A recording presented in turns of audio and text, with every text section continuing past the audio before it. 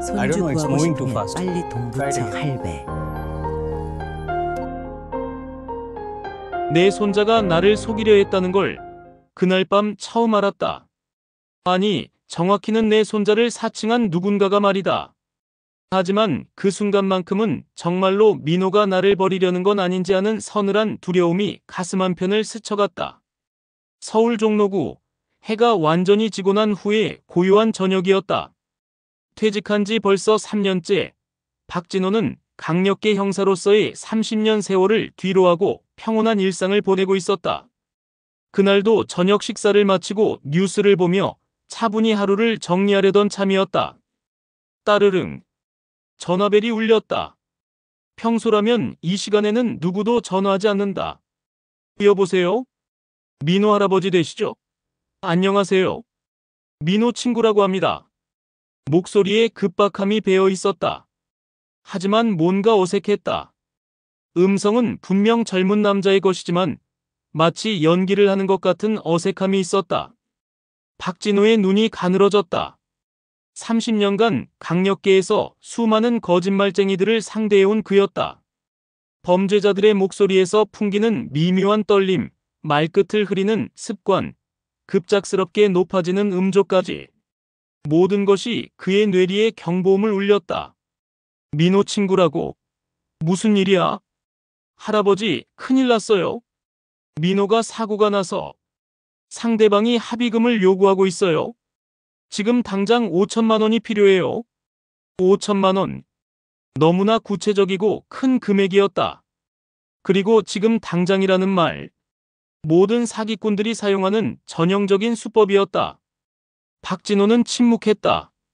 그 짧은 정적 속에서 과거의 기억들이 물밀듯 밀려왔다. 강력계 사무실에서 밤늦도록 사건 파일을 뒤지던 날들, 범인을 추격하며 뛰어다니던 골목길들, 그리고 무엇보다 진실을 가려내기 위해 집중했던 수많은 순간들. 할아버지, 들리세요? 정말 급해요. 전화 너머 목소리가 더욱 다급해졌다. 하지만 박진호에게는 오히려 그 다급함이 더욱 의심스러웠다. 진짜 급한 상황에서는 사람들이 오히려 더 차분해지는 법이었다. 특히 민호 같은 침착한 성격이라면 말이다. 그래, 큰일이구나. 박진호는 천천히 대답했다. 목소리에는 어떤 감정도 드러내지 않았다. 마치 평상시 손자와 대화하듯 자연스럽게. 그런데 내가 지금 어디에 있다고 했지? 미국 시간으로는 지금 아침일 텐데. 잠깐의 침묵이 흘렀다. 전화 너머에서 누군가와 속삭이는 소리가 들렸다. 아, 그게. 민호는 한국에 잠깐 들어와 있어요. 출장차. 거짓말이었다. 민호는 지난주에도 화상통화로 미국 사무실에서 인사했었다. 박진호는 미소를 지었다. 냉소적이면서도 어딘지 기대에 찬 미소였다. 오랜만에 느끼는 감각이었다. 사냥꾼이 먹이를 발견했을 때의 그 전율 말이다. 알겠다. 그럼 내가 도와주마. 그는 이미 계획을 세우고 있었다. 이번에는 단순히 전화를 끊고 신고하는 것으로 끝내지 않을 작정이었다. 30년간 갈고 닦은 수사기법과 경험을 총동원해서 이 사기꾼들을 완전히 잡아낼 것이다. 전화를 끊고 나서 박진호는 창밖을 내다보았다. 어둠 속에서도 또렷하게 빛나는 가로등들이 그의 눈빛과 닮아 있었다. 마지막 사냥이 시작되려 하고 있었다. 다음 날 아침, 박진호는 평소보다 일찍 잠에서 깼다.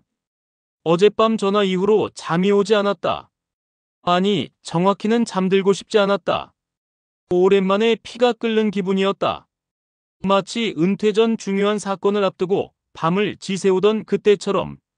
5천만 원이라. 그는 혼잣말을 중얼거리며 커피를 내렸다. 30년 수사 경험이 말해주고 있었다. 이 정도 큰 금액을 요구하는 보이스피싱이라면 단순한 일회성 범죄가 아니다. 조직적이고 체계적인 범죄 집단이 틀림없었다. 따르릉. 다시 전화벨이 울렸다. 할아버지, 어떻게 하시기로 했어요? 어젯밤보다 더 다급한 목소리였다. 하지만 박진호에게는 오히려 여유가 생겼다. 상대방의 패턴이 보이기 시작했기 때문이다. 할아버지가 나이를 먹긴 했지만 그렇게 급하게 몰아붙이면 오히려 실수하기 쉽다고. 차근차근 해보자. 하지만 정말 시간이 없어요. 상대방이 오늘 오후까지 돈을 입금하지 않으면 고소하겠다고 해요. 전형적인 시간 압박 전술이었다. 피해자가 충분히 생각할 시간을 주지 않으려는 것이다. 그래, 알겠다. 그런데 말이야. 박진호는 의도적으로 말을 늘어뜨렸다. 요즘 은행 일처리가 어떻게 되는지 잘 모르겠어서 말이야. CD기 사용법도 헷갈리고. 걱정하지 마세요. 제가 은행에 가서 도와드릴게요. 바로 나왔다. 박진호가 기다렸던 말이었다. 대부분의 보이스피싱 범죄자들은 피해자가 혼자 은행에 가서 직원과 상담하는 것을 극도로 꺼린다. 은행 직원들이 사기를 눈치챌 가능성이 높기 때문이다. 그럴까? 그럼 고맙구나. 어디서 만날까? 시민은행 종로 지점 앞에서 이 시에 만나요. 알겠다. 그런데 민호 친구라고 했지. 할아버지가 한 가지만 물어볼게. 네, 뭐든 물어보세요. 민호가 지금 어디가 어떻게 다친 거니? 또다시 침묵이 흘렀다. 이번에는 더 길었다. 아, 그게 기억이 잘 안 나요. 지금 너무 급한 상황이라서. 박진호는 씁쓸하게 웃었다. 그래, 그럼 이 시에 보자. 전화를 끊고 나서 박진호는 곧바로 후배 이준호에게 전화를 걸었다. 준호야, 나야. 선배님. 어쩐 일로 이른 시간에? 급한 일이 생겼다.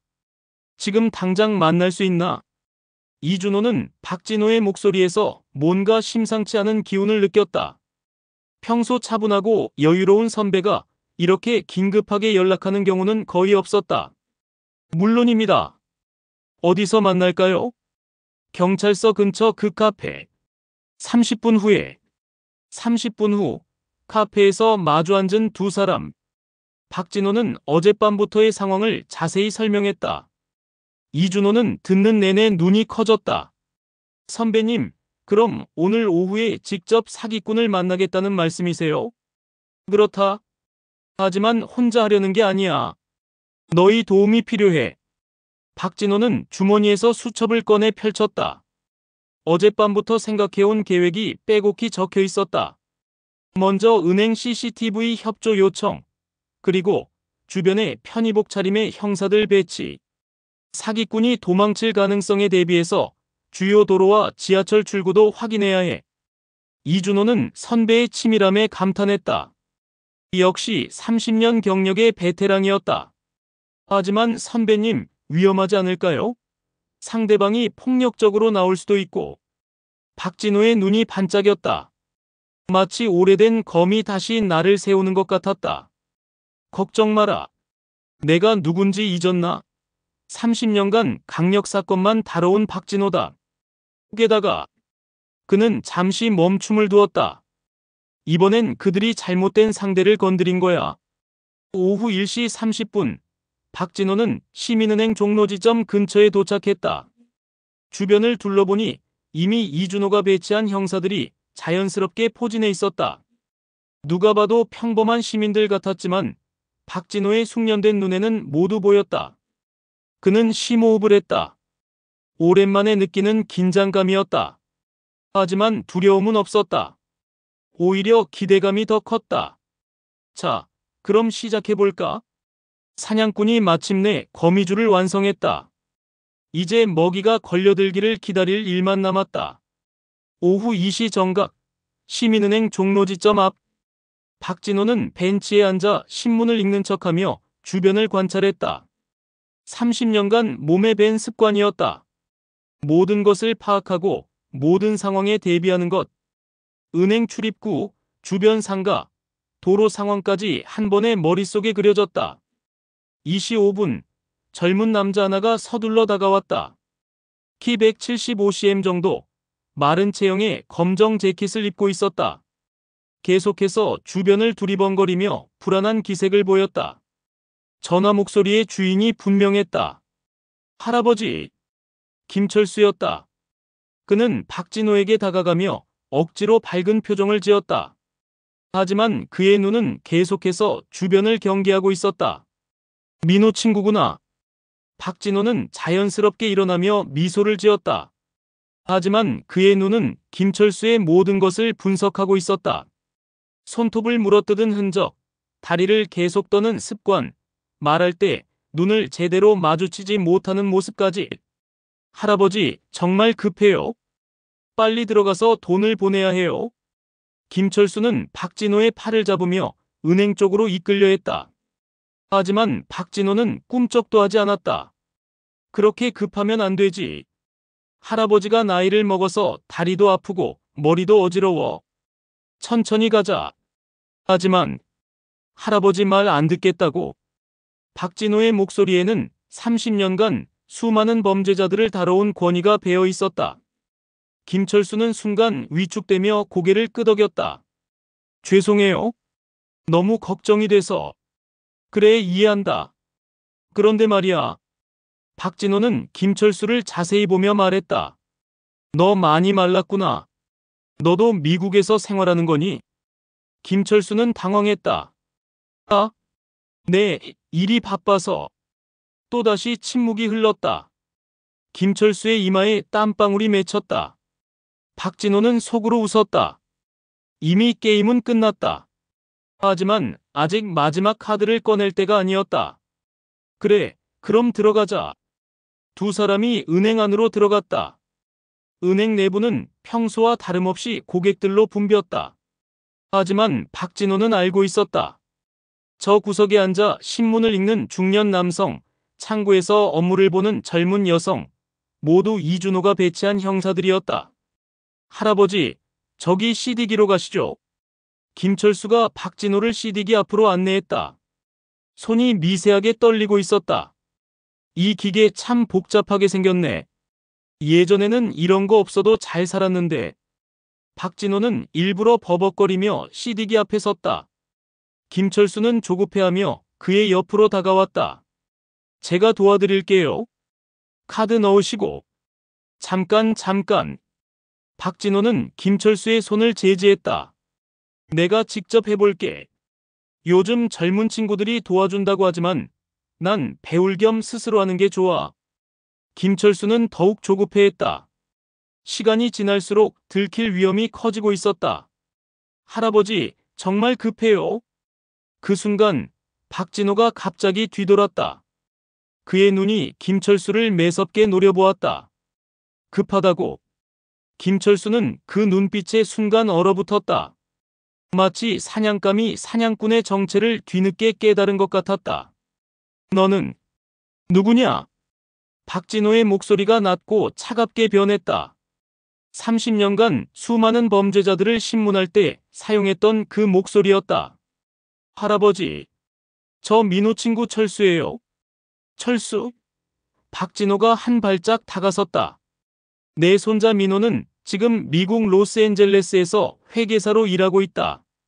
그리고 무엇보다 김철수의 얼굴이 새하얗게 변했다. 박진호는 잠시 멈췄다가 계속했다. 그리고 한 가지 더. 박진호의 입꼬리가 차갑게 올라갔다. 나는 박진호다. 30년간 강력계에서 일한 전직 형사고 마지막 사냥이 본격적으로 시작되었다. 은행 안에 울려 퍼졌다. 주변에 자연스럽게 흩어져 있던 형사들이 일제히 김철수를 향해 다가왔다. 김철수의 얼굴은 이미 절망으로 일그러져 있었다. 하지만 체포되는 것만은 피해야 했다. 순간적으로 그의 머릿속에 조직의 위협이 떠올랐다. 잡히면 죽는다는 무서운 경고가. 으악! 김철수가 갑작스럽게 고함을 지르며 박진호를 밀어붙였다. 예상치 못한 상황에 박진호가 비틀거렸고 그 틈을 타 김철수는 은행 출입구를 향해 전력 질주했다. 잡아라!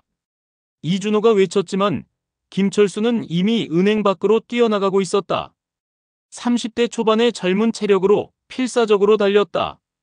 박진호는 순간 어지러움을 느꼈다. 70세의 나이가 한순간에 몸무게처럼 다가왔다. 하지만 그의 눈은 여전히 날카로웠다. 준호야, 저쪽 골목으로 도망간다.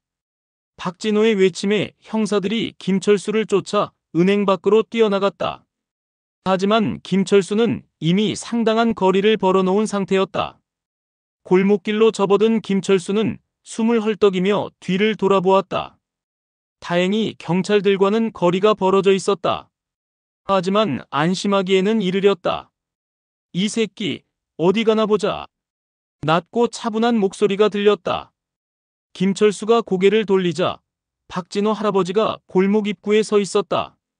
70세의 나이에도 불구하고 전혀 숨이 차지 않은 모습이었다. 어떻게? 김철수는 믿을 수 없었다. 분명 은행에서 밀어붙였을 때 비틀거렸는데 어떻게 자신보다 먼저 이곳에 도착할 수 있었을까? 30년간 이 동네 골목길을 뛰어다니며 범죄자들을 쫓아다닌 내가 너 같은 풋내기보다 이 지역을 모를 거라고 생각했나? 박진호는 천천히 김철수에게 다가갔다. 그의 걸음걸이에는 여전히 현역 시절의 위압감이 남아 있었다. 김철수는 다른 쪽 골목으로 도망치려 했지만 이미 이준호와 다른 형사들이 그쪽을 막고 있었다.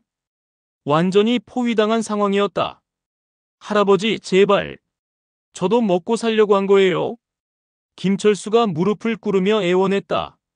하지만 박진호의 표정은 차갑기만 했다. 먹고 살려고. 박진호의 목소리에 분노가 섞였다. 나 같은 고령자들의 마지막 재산까지 노리면서 먹고 살려고 했다고. 박진호는 김철수 앞에 멈춰섰다.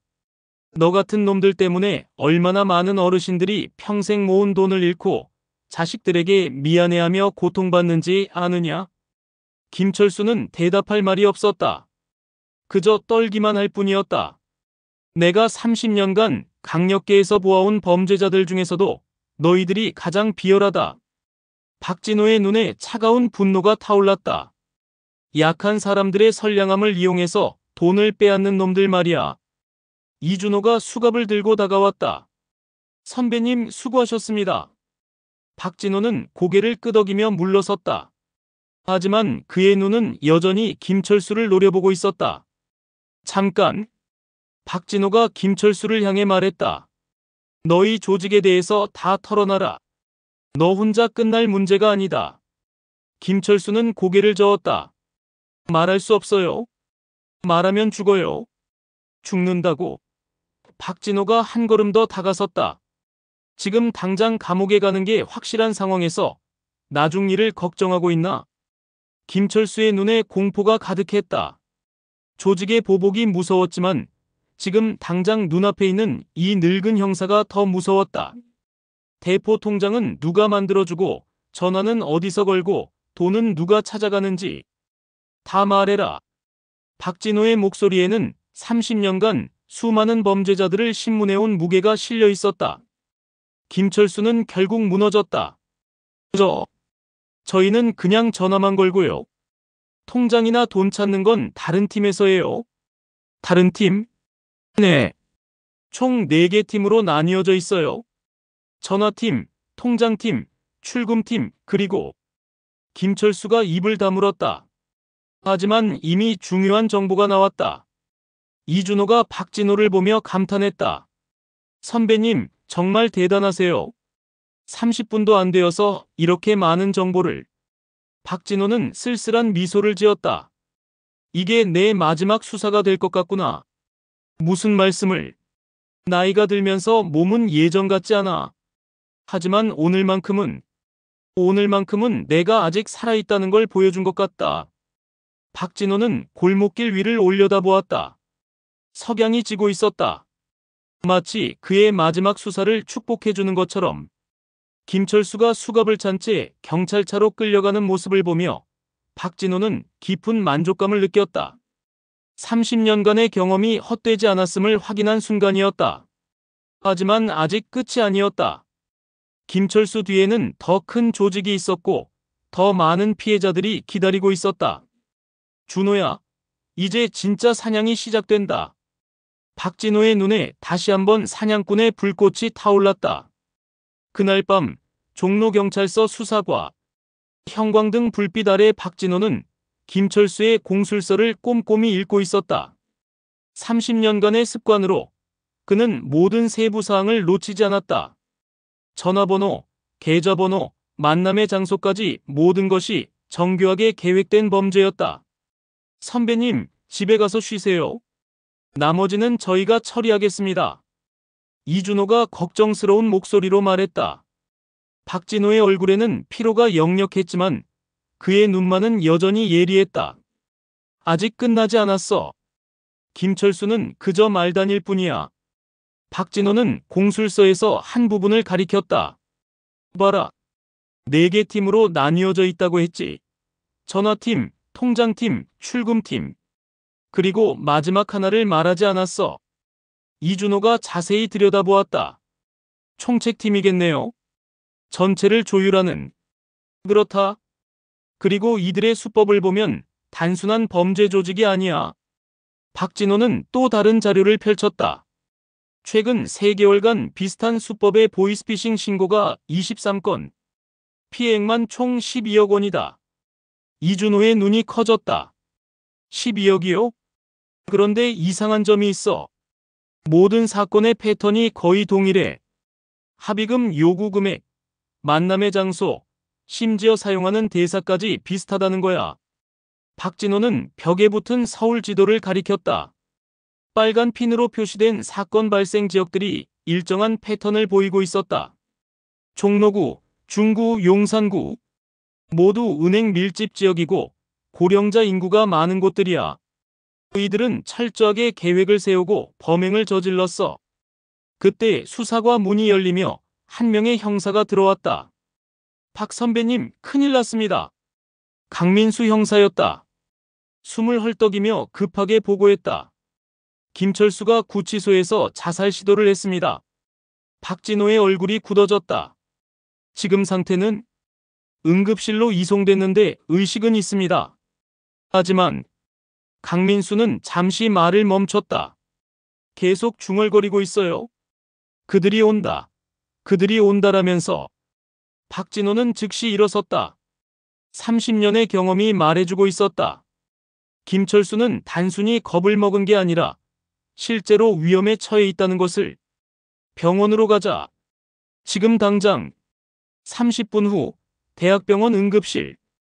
김철수는 손목에 붕대를 감고 침대에 누워 있었다. 그의 눈은 공포로 가득했고 계속해서 주변을 두리번거렸다. 김철수. 박진호의 목소리에 김철수가 고개를 돌렸다. 할아버지, 저 정말 죽을 것 같아요. 누가 너를 위협했나? 김철수는 떨리는 목소리로 대답했다. 조직에서. 입을 열면 가족까지 해친다고. 제 여동생이 고등학생인데. 박진호의 표정이 더욱 심각해졌다. 이제 단순한 보이스피싱 사건이 아니었다. 박진호가 그의 손을 잡았다. 정말 보호해 주실 수 있어요? 겉으로는 IT 컨설팅 회사인 척하지만 실제로는 보이스피싱 전문 조직입니다. 박진호와 이준호는 숨을 죽이고 들었다. 총책은 사장이라고 불러요. 본명은 모르고 실제로 만난 사람도 거의 없어요. 모든 지시는 중간 보스들을 통해서 내려와요. 중간 보스들? 네, 각 팀마다 보스가 있어요. 전화팀 보스는 형님이라고 불리고 통장팀은 누나, 출금팀은 삼촌, 그리고 총책팀은 사장이에요. 김철수는 계속해서 조직의 구조를 설명했다. 박진호는 모든 것을 머릿속에 정리하며 들었다. 그리고 가장 무서운 건 정리팀이에요. 정리팀? 배신자나 실수를 한 조직원들을 처리하는 팀이에요. 저도 자칫하면. 김철수의 목소리가 떨렸다. 박진호는 김철수의 어깨를 토닥였다. 이제 됐다. 너는 용감했어. 이제 우리가 나설 차례야. 병원을 나오는 길, 이준호가 걱정스러운 얼굴로 말했다. 선배님, 이제 정말 큰 사건이 됐네요. 경찰청 광수대에 넘겨야 하지 않을까요? 박진호는 가로등 불빛을 받으며 걸었다.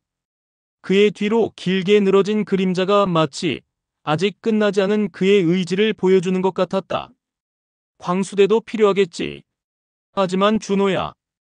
박진호가 걸음을 멈추고 이준호를 돌아보았다. 내가 30년간 이런 놈들과 싸워왔다. 이번이 마지막 기회일지도 모르겠어.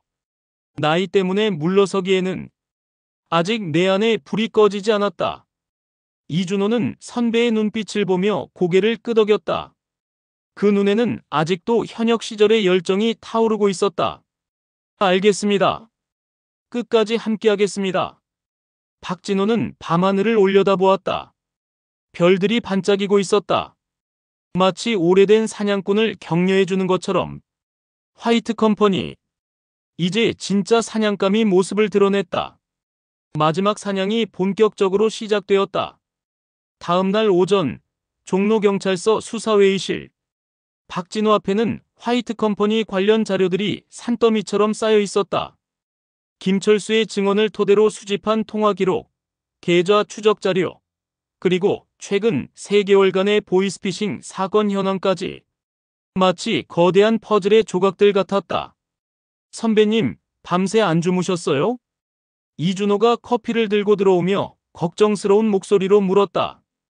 박진호의 눈은 충혈되어 있었지만 그 안에는 여전히 날카로운 집중력이 살아있었다. 잠은 나중에 자도 돼. 지금이 골든타임이야. 박진호는 벽에 붙인 조직도를 가리켰다. 화이트 컴퍼니의 구조가 마치 거미줄처럼 복잡하게 얽혀 있었다. 봐라. 이들의 시스템이 얼마나 정교한지. 각 팀이 서로 독립적으로 운영되면서도 하나의 큰 그림을 완성하고 있어. 이준호가 자료를 들여다보았다. 전화팀은 강남구 어딘가의 오피스텔에서 운영되고 통장팀은 대학가 근처에서 대포 통장을 관리하고 있네요. 그런데 출금팀의 위치는 알 수 없다. 박진호가 말을 이었다. 가장 신중하게 운영되는 팀이야. 실제 돈을 다루는 곳이니까. 그때 회의실 문이 열리며 강민수 형사가 급하게 들어왔다. 선배님, 큰 소식이 있습니다. 뭔데? 김철수 증언을 바탕으로 전화팀 위치를 특정했습니다. 강남구 역삼동 오피스텔 1205호. 그런데 강민수가 잠시 말을 멈췄다. 지금 그곳에서 실시간으로 보이스피싱 전화를 걸고 있는 것 같습니다. 박진호의 눈이 번쩍였다. 확실한가? 네, 국정원 협조로 전파 추적한 결과입니다. 현재 최소 10대의 전화기에서 동시에 통화 중이에요. 박진호는 즉시 일어섰다. 30년 경력의 직감이 말해주고 있었다. 지금이 바로 기회다. 준호야, 긴급 체포영장 준비해. 그리고 기동대 지원 요청. 하지만 선배님, 광수대와 협의부터. 시간이 없어. 박진호가 단호하게 말했다. 이 순간을 놓치면 그들은 또 다른 곳으로 옮겨갈 거야. 바퀴벌레처럼 말이다. 1시간 후 역삼동 오피스텔 앞. 박진호는 기동대원들과 함께 건물 입구에서 대기하고 있었다. 그의 심장이 빠르게 뛰고 있었다. 마치 신참 형사 시절 첫 현장 검거를 앞두고 있는 것처럼. 12층 1205호. 엘리베이터는 사용하지 말고 계단으로 올라간다. 소음을 최대한 줄여라. 박진호의 지시에 기동대원들이 고개를 끄덕였다. 비록 70세의 나이였지만 그의 카리스마는 여전히 살아있었다. 12층 복도. 1205 앞에서 모든 이들이 숨을 죽였다. 문 안쪽에서 여러 명의 목소리가 들렸다. 할머니, 걱정하지 마세요. 손자가 지금 경찰서에 있어서. 할아버지, 합의금만 보내주시면 모든 게 해결돼요. 박진호의 분노가 치솟았다. 바로 지금 이 순간에도 누군가의 할아버지, 할머니들이 속고 있었다. 들어간다. 문이 박살나며 기동대원들이 돌입했다. 오피스텔 안은 마치 콜센터 같았다. 20여 개의 책상에 젊은 남녀들이 앉아 전화를 걸고 있었고 벽에는 대본들이 빼곡히 붙어 있었다. 경찰이다. 모두 손들어. 순간 오피스텔 안이 아수라장이 되었다. 어떤 이들은 창문 쪽으로 도망치려 했고 어떤 이들은 서류를 찢어 없애려 했다. 박진호는 가장 안쪽에 앉아있던 30대 남성을 주목했다. 다른 이들과는 달리 침착하게 노트북을 정리하고 있었다. 전화팀의 보스, 형님일 가능성이 높았다. 너다. 박진호가 그에게 다가갔다. 30대 남성은 박진호를 보며 비웃듯 웃었다. 할아버지, 여기가 어디인 줄 아시고 들어오셨나요? 여기가 어디든 상관없어. 너희들이 저지른 짓이 중요하지. 박진호는 그의 노트북을 잡았다. 화면에는 수백 명의 개인정보가 나열되어 있었다. 모두 60세 이상의 고령자들이었다. 이 사람들 모두 너희 타겟이었구나. 30대 남성의 얼굴이 굳어졌다. 증거인멸하려고. 늦었어. 박진호는 노트북을 이준호에게 넘겼다. 30년의 경험이 말해주고 있었다. 이것이 바로 핵심 증거물이라는 것을. 김태현. 갑자기 30대 남성이 다른 조직원을 향해 소리쳤다. 그 순간 창가에 있던 젊은 남자가 무언가를 창밖으로 던졌다. 박진호는 즉시 창가로 달려갔다. 아래를 내려다보니 여러 개의 휴대폰들이 바닥에 박살나 있었다. 통화 기록들. 하지만 박진호는 실망하지 않았다. 이미 충분한 증거를 확보했다. 그리고 무엇보다 중요한 것은 조직의 핵심 인물 하나를 잡았다는 것이었다. 30분 후 20여 명의 조직원들이 모두 연행되었다. 박진호는 마지막으로 오피스텔을 둘러보았다. 벽에 붙은 대본들, 개인정보가 빼곡히 적힌 명단들, 그리고 각종 사기 도구들. 선배님, 정말 대단하세요. 이준호가 감탄하며 말했다. 하지만 박진호의 표정은 여전히 심각했다. 아직 끝나지 않았어. 이건 시작일 뿐이야. 그는 30대 남성을 바라보았다. 김태현이라고 불렸던 전화팀 보스는 여전히 비웃는 표정을 짓고 있었다. 할아버지, 우리 하나 잡았다고 끝난 줄 아세요? 이건 빙산의 일각일 뿐이에요. 박진호는 그에게 다가가 조용히 말했다. 30년간 너 같은 놈들을 수없이 봐왔다. 처음에는 다들 그렇게 말하지. 하지만 결국 다 무너져. 김태현의 웃음이 사라졌다. 이제 진짜 사냥이 시작된다. 각오해라. 박진호의 눈에 차가운 결의가 타올랐다. 화이트 컴퍼니의 첫 번째 거점을 무너뜨렸지만 아직 갈 길이 멀었다. 그날 밤 종로경찰서 조사실. 김태현은 수갑에 묶인 채 의자에 앉아 있었다. 하지만 여전히 여유만만한 표정이었다. 마치 이 모든 상황이 자신에게 유리하게 돌아갈 거라고 확신하는 듯 했다. 박진호는 그 앞에 앉아 천천히 자료를 정리했다. 30년간 수없이 반복했던 신문의 시간이었다. 하지만 이번만큼은 특별했다. 단순히 범죄자를 잡는 것이 아니라 수많은 피해자들의 복수를 위한 시간이었다. 김태현, 나이가 34세. 대학교는 나왔나? 서울대 경영학과 졸업했어요. 할아버지보다는 머리가 좋을 거예요. 김태현의 도발에 박진호는 전혀 흔들리지 않았다. 서울대를 나와서 이런 짓을 하고 있나? 부모님이 알면 뭐라고 하실까? 순간 김태현의 표정이 굳어졌다. 부모 얘기는 하지 마세요. 박진호의 눈이 날카로워졌다. 약점을 찾은 것이었다. 부모님 살아계신가? 경상도 어느 시골에 계시겠지. 아들이 서울대 나와서 IT 회사 다닌다고 자랑스러워하시겠어.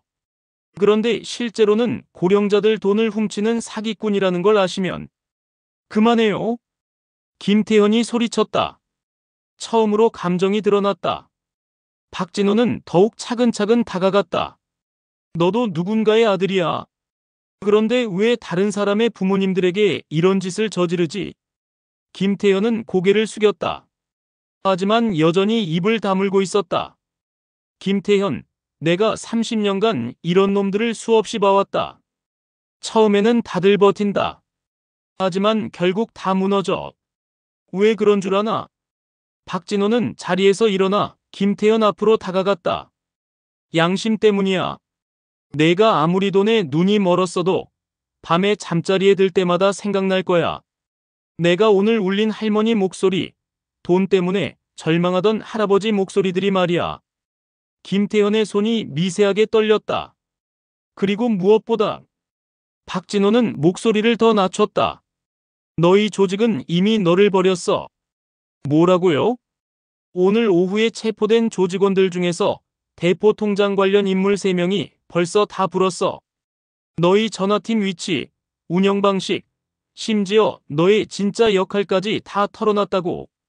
김태현의 얼굴이 창백해졌다. 거짓말이에요. 거짓말? 그럼 이걸 봐라. 박진호는 조서 몇 장을 김태현 앞에 내려놓았다. 다른 조직원들의 진술서였다. 김태현이 전화팀의 실질적 보스다. 모든 지시는 김태현을 통해 내려온다. 김태현이 개인정보 명단을 관리한다. 이 모든 게 거짓말인가? 김태현은 진술서를 읽으며 점점 절망적인 표정이 되어갔다. 이런 배신자들. 배신? 너희가 먼저 시작한 거 아닌가? 박진호가 의자에 다시 앉으며 말했다. 서로 믿지도 못하는 관계로 맺어진 조직이 어떻게 끝까지 갈 수 있겠어? 김태현은 한동안 침묵했다. 그의 머릿속에서는 복잡한 계산이 이루어지고 있었다. 만약 제가 협조한다면? 박진호의 눈이 번쩍였다. 드디어 균열이 시작되었다. 그건 내가 얼마나 진실을 말하느냐에 달려있어. 반쪽짜리 정보로는 소용없다. 김태현은 깊은 한숨을 쉬었다. 화이트 컴퍼니. 정말 이름은 IT 컨설팅 회사예요. 하지만 실제로는 보이스피싱 전문 조직입니다. 그건 이미 알고 있어. 새로운 정보를 달라. 사장의 본명은 박성민입니다. 40대 중반이고 예전에 증권회사에서 일했어요. 박진호가 메모를 하기 시작했다. 어디에 있나? 강남구 테헤란로 어딘가에 있어요. 정확한 주소는 모르고 만난 건 딱 2번뿐이에요. 통장팀과 출금팀은? 김태현이 주저하다가 입을 열었다. 통장팀은 대학생들을 이용해요. 아르바이트라고 속여서 통장을 만들게 하고, 출금팀은 조선족들을 주로 써요. 한국말이 서툴러서 추적하기 어렵거든요. 박진호는 계속해서 질문을 던졌다. 정리팀은? 김태현의 얼굴이 더욱 어두워졌다. 정리팀. 그들은 진짜 위험해요. 배신자나 실수한 조직원들을 처리해요. 김철수가 자살 시도한 것도 그들 때문이에요. 누가 이끌고 있나? 도깨비라고 불려요. 본명은 모르고 만나본 사람도 거의 없어요. 하지만 조직 내에서는 사장 다음으로 무서운 존재예요. 박진호는 펜을 멈추고 김태현을 응시했다. 너는 왜 이 조직에 들어갔나? 예상치 못한 질문에 김태현이 당황했다. 그게 돈 때문인가? 아니면 다른 이유가? 김태현은 한동안 말을 하지 못했다. 그의 눈에 복잡한 감정이 스쳐갔다. 처음에는 정말 IT 컨설팅 회사인 줄 알았어요. 고급 사무실에 그럴듯한 사업 계획서까지 있었거든요. 언제 진실을 알았나? 한 달 후에요. 하지만 그때는 이미 너무 깊이 들어와 있었어요. 나가려고 하면 정리팀에서 김태현의 목소리가 떨렸다. 박진호는 그를 조용히 바라보았다. 30년간의 경험이 말해주고 있었다. 이 남자도 어쩌면 또 다른 피해자일 수 있다는 것을. 하지만 그렇다고 해서 죄가 사라지는 것은 아니었다. 김태현, 마지막으로 하나만 물어보자. 네? 지금까지 너희가 사기친 피해자들 중에서 기억나는 사람 있나? 김태현이 고개를 숙였다. 있어요. 80세 할머니셨는데 손자 수술비라고 하니까 평생 모은 돈 3천만 원을 다 보내주셨어요. 통화하면서 계속 우시더라고요. 김태현의 목소리가 점점 작아졌다. 그 할머니가 나중에 다시 전화하셨어요. 손자한테 확인해보니 사기였다면서. 그때 할머니 목소리가. 김태현이 울먹이기 시작했다. 박진호는 조용히 일어섰다. 이제 됐다. 내가 진심으로 뉘우친다면 끝까지 진실을 말해라. 그게 그 할머니와 다른 피해자들에 대한 최소한의 예의야. 김태현이 고개를 끄덕였다. 박진호는 조사실을 나오며 깊은 숨을 쉬었다. 이제 화이트 컴퍼니의 전모가 드러나기 시작했다. 사장 박성민, 그리고 정리팀의 도깨비. 진짜 사냥은 이제부터였다. 지하주차장에 경찰차 사이렌이 울려 퍼졌다. 서울지방경찰청 광역수사대. 박진호는 처음으로 광수대 회의실에 앉아 있었다. 30년 경력에도 불구하고 이런 대규모 작전에 참여하는 것은 처음이었다. 하지만 그는 위축되지 않았다. 오히려 마지막 무대에 설 수 있다는 것에 감사했다. 박진호 선배님, 정말 대단한 성과를 거두셨습니다. 광수대장 정현우가 진심 어린 존경의 표정으로 말했다. 40대 후반의 그도 박진호의 명성을 어려서부터 들어왔던 터였다. 아직 시작도 안 했어요, 대장님. 박진호는 겸손하게 답했지만 그의 눈에는 확고한 결의가 담겨 있었다. 회의실 정면 스크린에는 화이트 컴퍼니 조직도가 펼쳐져 있었다. 김태현의 진술을 바탕으로 완성된 정교한 그림이었다. 김태현의 추가 진술로 박성민의 위치를 좁혔습니다. 수사관 한 명이 보고했다. 테헤랄로 삼성동 일대의 고급 오피스 빌딩 3곳으로 압축됐습니다. 그리고 통장팀은 홍대 근처에서 활동하고 있다는 정보를 확인했습니다. 대학생 20여 명이 연루된 것으로 보입니다. 박진호는 조직도를 응시하며 말했다. 문제는 정리팀이야. 도깨비라는 놈이 가장 위험해. 정현우 대장이 고개를 끄덕였다. 맞습니다. 김철수 자살 시도 건도 그들 소행일 가능성이 높고 혹시 우리 수사에도 방해 공작을 시도할 수 있습니다. 그때 회의실 문이 열리며 이준호가 급하게 들어왔다. 선배님, 큰 변화가 있습니다. 모든 사람의 시선이 이준호에게 집중됐다. 김태현이 박성민과 직접 통화할 수 있다고 합니다. 평상시에는 중간 보스를 통해서만 연락했는데 조직에 큰 문제가 생겼을 때는 직접 보고한다고 하네요. 박진호의 눈이 번쩍였다. 미끼 작전이 가능하다는 얘기군. 정현우 대장이 우려스러운 표정을 지었다. 하지만 위험합니다. 상대방이 눈치채면 김태현은 물론이고 우리 수사까지 위험해질 수 있어요. 박진호는 잠시 생각에 잠겼다. 30년간의 경험이 그에게 말해주고 있었다. 이런 기회는 2번 다시 오지 않는다는 것을. 해봅시다. 선배님, 내가 직접 김태현과 함께 통화할 거예요. 30년간 이런 놈들과 상대해본 경험이 있으니까. 회의실이 잠시 조용해졌다. 70세의 전직 형사가 현역 범죄 조직과 직접 대결하겠다는 것이었다. 선배님, 너무 위험해요. 위험? 지금까지 해온 게 위험하지 않았나? 박진호가 미소를 지었다. 게다가 이번이 내 마지막 기회일지도 모르잖아. 이 시간 후 종로경찰서 조사실. 박진호와 김태현이 마주 앉아 있었다. 그들 사이에는 녹음기와 함께 휴대폰이 놓여 있었다. 주변에는 광수대 요원들과 이준호가 긴장한 채 대기하고 있었다. 김태현, 정말 할 수 있겠나? 네. 하지만 박성민은 정말 영리해요. 조금이라도 이상하다 싶으면 바로 끊어버릴 거예요. 박진호는 고개를 끄덕였다. 걱정 마. 내가 30년간 이런 상황을 수없이 겪어봤어. 자연스럽게 하면 돼. 김태현이 떨리는 손으로 전화를 걸었다. 몇 번의 신호음 후 전화가 연결되었다. 김태현? 무슨 일이야? 차갑고 날카로운 목소리였다. 박성민이었다. 형님, 큰일 났어요. 김태현의 연기가 시작되었다. 박진호가 옆에서 조용히 지켜보았다. 뭔 일이야? 경찰이 전화팀 사무실을 급습했어요. 20명 넘게 잡혀갔고요. 전화 너머로 욕설이 들렸다. 씨발, 어떻게 된 거야? 누가 불었어? 모르겠어요. 갑자기 들이닥쳤어요. 다행히 저는 그때 밖에 있어서. 박진호가 메모지에 뭔가를 적어 김태현에게 보였다. 더 급하게라고 적혀 있었다. 형님, 그런데 더 큰 문제가 있어요. 뭐? 잡혀간 놈들 중에 입 가벼운 애들이 있어요. 혹시 형님 정보까지 넘어갈까봐. 박성민의 숨소리가 거칠어졌다. 어디서 연락하고 있어?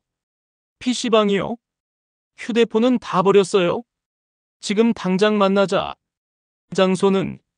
박성민이 잠시 멈췄다. 의심하고 있는 것 같았다.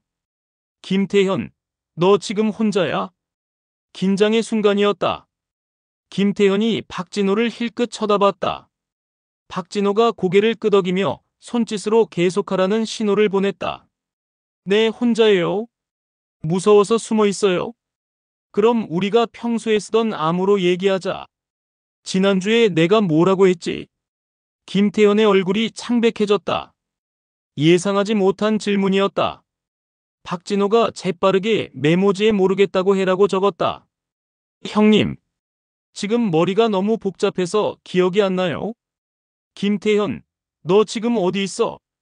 박성민의 목소리가 의심으로 가득했다. PC방이라고 했잖아요. 어느 PC방이야? 정확한 주소. 박진호는 즉시 결단을 내렸다. 더 이상은 위험했다. 박진호가 전화기를 가져와 직접 받았다. 박성민. 전화 너머가 갑자기 조용해졌다. 누구야? 나는 박진호다. 30년간 너 같은 놈들을 잡아온 형사고. 뭐? 박성민의 목소리에 당황이 섞였다. 김태현은 이미 다 불었어. 너의 진짜 이름, 사업장 위치, 조직 운영 방식까지 모든 걸 말이야. 이런 미친. 박성민, 도망칠 생각 마라. 이미 너희 조직은 끝났어. 박진호의 목소리에는 30년의 경험에서 나오는 압도적인 위압감이 담겨 있었다. 늙은이가 뭘 안다고? 내가 뭘 아는지 궁금해. 너는 지금 테헤란로 어딘가 고급 사무실에 앉아 있을 거야. 그리고 당황해서 이미 서류들을 정리하기 시작했겠지. 전화 너머로 무언가 흔들리는 소리가 들렸다. 박진호의 추리가 맞았다. 그리고 지금 너는 정리팀에 연락해서 김태현을 처리하라고 지시하고 싶겠지만 김태현은 이미 우리 보호하에 있어. 박성민이 전화를 끊었다. 박진호는 만족스러운 미소를 지었다. 이제 시작이야. 그의 눈에 마지막 사냥에 대한 확신이 타올랐다. 30년 경력의 마지막 무대가 드디어 막을 올렸다. 다음 날 새벽 4시 테헤란로 삼성동. 박진호는 광수대 기동대원들과 함께 고급 오피스 빌딩 앞에서 대기하고 있었다. 박성민과의 통화 후 24시간 만에 그들은 화이트 컴퍼니의 본부를 찾아냈다. 전화 추적과 김태현의 추가 진술을 통해 위치를 정확히 특정한 것이었다. 27층 2703호 화이트 컴퍼니 본사입니다.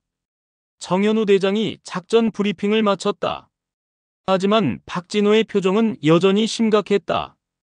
정리팀은 어떻게 됐나? 아직 위치를 파악하지 못했습니다. 하지만 본부를 먼저 제압하면 안 돼. 박진호가 단호하게 말했다. 도깨비라는 놈이 가장 위험해. 본부 급습하는 순간 증거인멸은 물론이고 김철수나 다른 증인들까지 위험해질 수 있어. 이준호가 다가왔다. 선배님, 그런데 좋은 소식이 있어요. 뭔가? 김철수가 깨어났어요. 그리고 도깨비의 정체에 대해 중요한 정보를 줬습니다. 박진호의 눈이 번쩍였다. 뭐라고? 도깨비의 본명은 최진혁. 40대 초반이고 예전에 조직폭력배 출신이라고 해요. 그리고 이준호가 잠시 망설였다. 지금 이 건물 지하주차장에 있을 가능성이 높대요. 박성민을 보호하기 위해서. 박진호는 즉시 작전을 수정했다. 대장님, 작전 변경합니다. 1팀은 지하주차장으로, 2팀은 27층으로 동시에 들어갑니다. 하지만 인력이 분산되면 괜찮아요? 내가 지하주차장 팀과 함께 가겠습니다. 정현우 대장이 깜짝 놀랐다. 선배님, 너무 위험해요. 상대는 조폭 출신이고 정확히 그래서 내가 가야 해. 박진호의 목소리에 확신이 담겼다. 30년간 이런 놈들과 수없이 상대해봤어. 누구보다 잘 안다고. 30분 후 지하주차장. 박진호는 기동대원 5명과 함께 어둠 속으로 들어갔다. 지하주차장은 고급 수입차들로 가득했지만 새벽 시간이라 인기척은 전혀 없었다. 저기, 한 기동대원이 구석진 곳을 가리켰다. 검은색 BMW 한 대가 엔진을 켠 채 대기하고 있었다. 도주용 차량이 분명했다. 박진호는 손짓으로 포위를 지시했다. 기동대원들이 조용히 차량 주변을 둘러쌌다. 그때 차문이 열리며 덩치 큰 남자가 나왔다. 키 180cm가 넘는 건장한 체격의 험상궂은 얼굴. 최진혁, 일명 도깨비였다. 누구야? 도깨비가 박진호를 발견하고 경계심을 드러냈다. 하지만 70세의 노인 하나쯤이 하는 표정이었다. 나는 박진호다. 너희 조직을 잡기 위해 온 형사고. 도깨비가 비웃었다. 형사? 할아버지가 무슨 형사야? 집에 가서 손자나 돌봐. 박진호는 천천히 다가갔다. 30년간의 경험이 말해주고 있었다. 상대방이 방심하고 있다는 것을.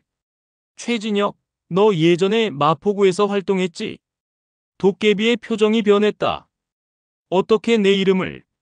15년 전 강도상의 사건으로 3년 복역했고 출소 후에는 조직 일로 몇 번 더 들어갔다가 5년 전부터 화이트 컴퍼니에서 일하고 있어. 맞나? 자신의 모든 과거가 파악당한 것이었다. 할아버지가 뭘 그렇게 많이 알고 30년간 너 같은 놈들만 상대해왔거든. 박진호가 더 가까이 다가갔다. 그리고 한 가지 더. 김철수 자살 사주한 거 우리가 다 안다. 도깨비의 얼굴이 돌변했다. 그 새끼가 다 불었구나. 순간 도깨비가 주머니에서 칼을 꺼내 박진호에게 달려들었다. 하지만 박진호는 전혀 당황하지 않았다. 30년간의 현장 경험이 몸에 배어 있었다. 도깨비의 칼이 내려오는 순간 박진호는 재빠르게 몸을 돌려 피했다. 동시에 도깨비의 손목을 강하게 잡아 비틀었다. 으악! 칼이 바닥에 떨어졌다. 하지만 도깨비는 포기하지 않았다. 왼주먹으로 박진호의 얼굴을 향해 휘둘렀다. 박진호는 고개를 숙여 피한 후 도깨비의 복부에 정확한 일격을 가했다. 30년 전 격투술 훈련이 아직도 몸에 남아 있었다. 도깨비가 비틀거렸다. 70세 할아버지의 힘이라고는 믿을 수 없을 만큼 강력했다. 이런 할아버지가 나이가 들어도 몸은 기억한다.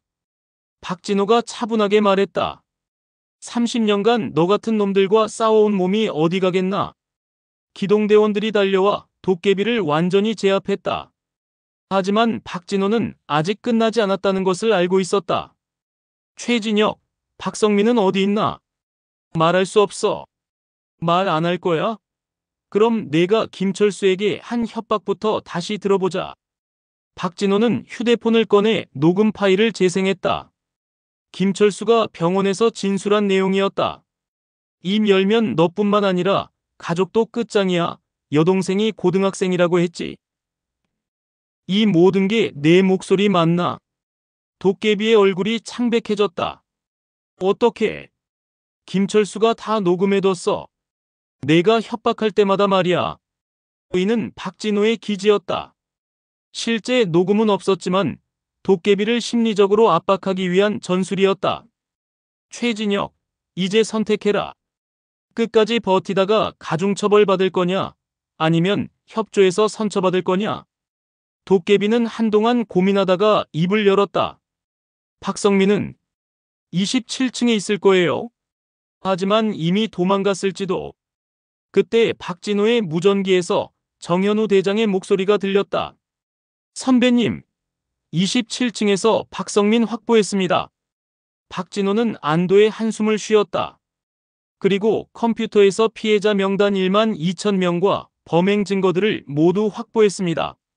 박진호는 도깨비를 내려다보며 말했다. 끝났다. 화이트 컴퍼니는 완전히 끝장났어. 지하 주차장에 경찰차 사이렌이 울려 퍼졌다. 30년간의 마지막 사냥이 성공적으로 막을 내렸다. 박진호는 하늘을 올려다보았다. 새벽 해가 떠오르고 있었다. 마치 새로운 시작을 알리는 것처럼. 하지만 그에게는 끝이자 완성이었다. 30년 형사 인생의 완벽한 마침표였다. 한 달 후 서울중앙지방법원. 박진호는 증인석에 앉아 마지막 증언을 하고 있었다. 화이트 컴퍼니 일당 47명이 모두 기소된 대규모 재판이었다. 언론들도 70세 은퇴 형사의 마지막 사냥이라며 연일 보도하고 있었다. 증인께서는 30년간의 수사 경험을 바탕으로 이번 사건을 어떻게 평가하시는지요? 검사의 질문에 박진고는 천천히 답했다. 이 사건은 단순한 보이스피싱 사건이 아닙니다. 우리 사회의 약자들, 특히 고령자들을 대상으로 한 조직적이고 계획적인 범죄입니다. 방청석에서는 많은 피해자, 가족들이 눈물을 흘리고 있었다. 피고인들은 피해자들의 가족에 대한 사랑과 걱정을 악용했습니다. 이는 단순히 돈을 빼앗는 것을 넘어서 인간의 가장 순수한 감정까지 짓밟은 것입니다. 박성민과 최진혁을 비롯한 주요 피고인들은 고개를 숙이고 있었다. 김태현은 자수와 협조 공로를 인정받아 집행유예를 선고받을 예정이었다. 마지막으로 이런 범죄가 다시는 발생하지 않도록 하는 것이 우리 모두의 책임입니다. 박진호의 증언이 끝나자 방청석에서 박수가 터져나왔다. 재판이 끝난 후 법원 앞에서 기자들이 몰려들었다. 박진호 선배님, 은퇴 후에 이런 큰 사건을 해결하신 소감이 어떠세요? 박진호는 잠시 생각하다가 답했다. 나이가 들어도 정의를 위해 할 수 있는 일이 있다는 것을 보여주고 싶었습니다. 경험이 바로 무기가 될 수 있다는 것을 말이죠. 후배 경찰관들에게 하고 싶은 말씀이 있다면 범죄자를 잡는 것도 중요하지만 더 중요한 것은 피해자들을 보호하는 것입니다. 우리가 지켜야 할 것이 무엇인지 잊지 마세요. 그날 저녁 종로경찰서. 박진호는 마지막으로 자신의 옛 사무실을 찾았다. 30년간 사용했던 책상과 의자, 그리고 벽에 걸린 수많은 감사장들이 그를 맞이했다. 선배님, 이준호가 들어왔다. 그의 손에는 작은 상자가 들려 있었다. 뭔가 서장님과 동료들이 준비한 선물입니다. 상자를 열어보니 명예수사관 배지가 들어있었다. 30년 헌신, 마지막까지 현역이라는 글귀가 새겨져 있었다. 박진호의 눈가에 눈물이 맺혔다. 고맙다 준호야. 그리고 박진호는 서랍에서 낡은 수첩을 꺼냈다. 30년간 사용한 수사 노트였다. 이걸 너에게 주고 싶다. 선배님의 수사 노트를. 그 안에는 내가 30년간 배운 모든 것이 들어있어. 범죄자들의 심리, 수사 기법, 그리고 무엇보다 피해자들을 대하는 마음가짐까지 말이야. 이준호가 소중히 수첩을 받았다. 잘 쓰겠습니다, 선배님. 그리고 준호야, 한 가지만 약속해줘. 네, 무엇이든지요. 어떤 어려운 사건이 와도 절대 포기하지 마라. 30년 경력이 내게 가르쳐준 가장 중요한 교훈은 끝까지 포기하지 않는 것이야. 두 사람은 한동안 말없이 서 있었다. 30년의 세월과 마지막 한 달의 뜨거웠던 시간이 그들 사이를 흘러갔다. 한 주 후 박진호의 집.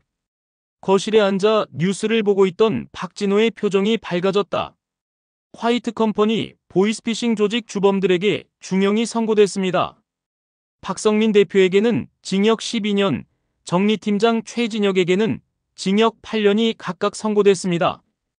뉴스는 계속됐다.